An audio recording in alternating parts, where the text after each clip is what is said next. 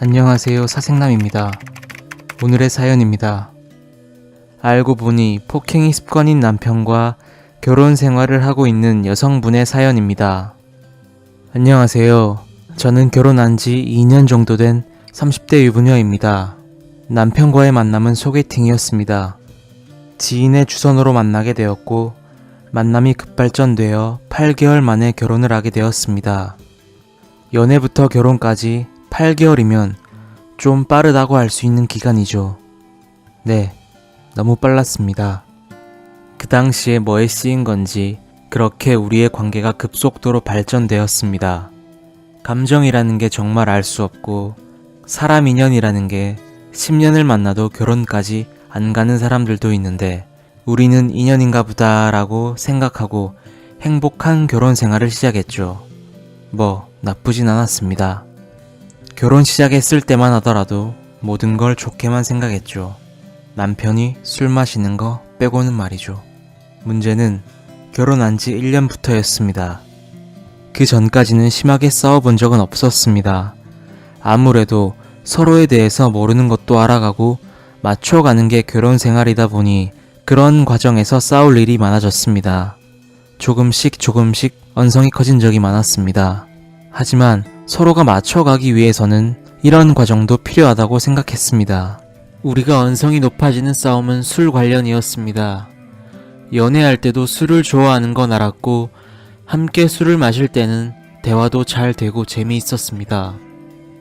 그런데 다른 사람들과 술을 마시면 저는 불안한 마음 때문에 잠을 못 잔 적이 많았습니다. 왜냐하면 아침까지 술을 마시거나 새벽 늦게 들어가는 사람이었습니다. 그리고 항상 저한테는 집에 들어갔다고 했습니다. 그런데 웬걸 같이 살아보니 술을 먹으면 집에 들어오질 않습니다. 끝까지 술자리를 즐기고 모텔에 가서 잠을 자는 게 그 사람의 습관이었습니다. 연애할 때도 아마 집에 갔다고 거짓말하고 모텔에서 자고 그러지 않았을까 싶습니다. 당연히 와이프인 제 입장에서는 남편이 집에 들어오지 않는데 걱정이 먼저인 게 당연한 거 아니겠습니까? 그리고 말없이 집에 들어오지 않으면 의심이 생기는 것도 당연한 거 아니겠습니까? 남편이 술을 먹고 모텔에서 잔 걸 알게 되면 별의별 상상이 드는 건 사실입니다.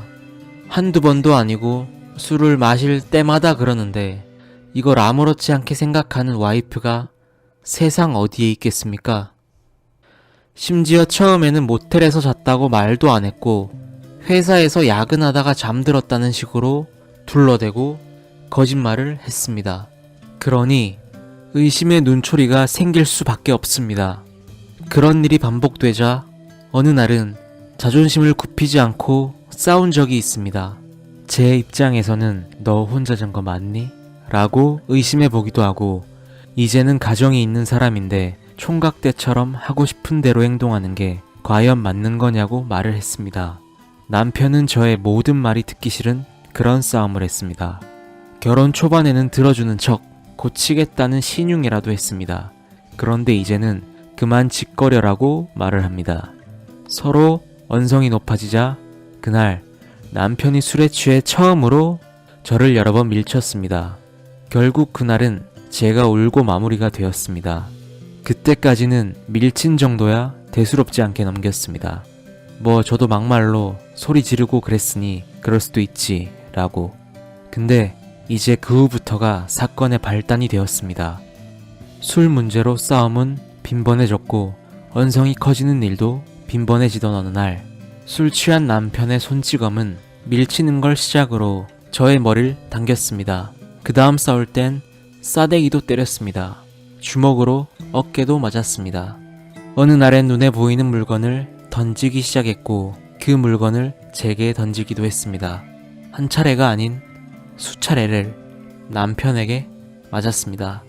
남편의 폭력은 걷잡을 수 없이 이어졌고 큰 소리 나올 일이 있으면 이제는 당연하다고 폭력을 합니다.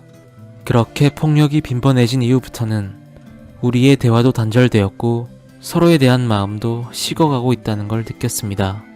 온몸에 멍투성이는 기분이고 집 밖을 나가지도 못할 정도였습니다. 이혼을 너무 하고 싶은데 엄두도 안 났습니다. 뭘, 어디서, 어떻게 시작해야 할지 모르겠고 부모님한테 말도 못하겠습니다. 모든 게 무섭고 두려웠습니다. 아무것도 모르겠고 혼자 삭히고만 살았습니다. 남편은 그렇게 절 폭행하고 다음날 술이 깨면 기억하지 못했습니다. 그러고 또 싸우면 당연하다고 폭행, 술 깨면 모르는 척, 반복이었습니다. 맞고 나면 다음날 몸살이 나서 혼자 아파하고 우는 것만 반복이었습니다. 한동안 많은 생각과 다짐을 하고 어느 정도 시간이 지나 이혼하자고 했습니다. 다른 건 몰라도 폭력은 아닙니다.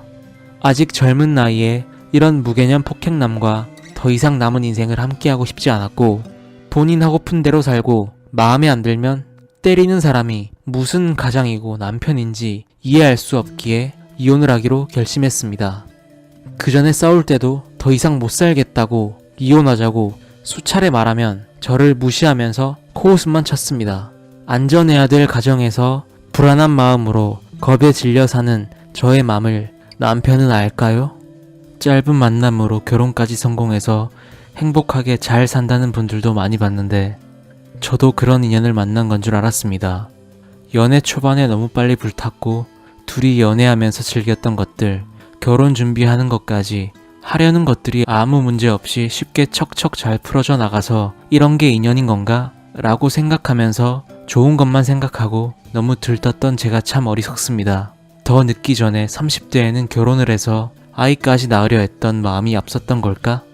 친구들이 결혼하고 행복하게 잘 사는 걸 보면서 나도 빨리 그렇게 살고 싶다 라는 마음이 앞서서 남편을 만났을 때 별거 아닌 거에도 인연인 것 같다고 내 마음을 애써 포장했던 걸까? 등등 혼자 참 많은 생각을 했었습니다.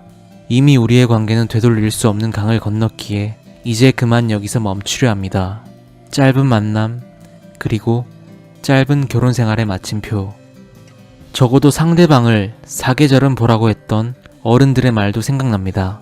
남편에게 폭행당해서 몸이 아픈 것보다 부모님에게 행복하게 사는 모습을 보여주지 못한 게 마음이 아픕니다. 엄마가 너무 섣불리 결혼하는 거 아니냐? 라고 생각 좀 잘해보라고 했을 때 들뜬 마음으로 행복하게 잘 살겠다고 말했었는데 행복하게 살지 못하고 이혼하는 모습을 보여주려니 참 죄송합니다. 창피하지만 어리석었고 어렸던 저의 판단으로 짧았던 결혼 생활이 앞으로 인생에 도움이 되길 바랄 뿐입니다. 들어주셔서 감사합니다. 사연에 대한 여러분들의 생각을 댓글로 남겨주시면 감사하겠습니다.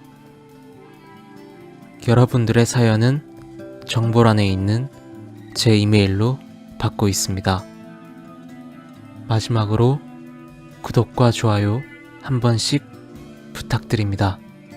감사합니다.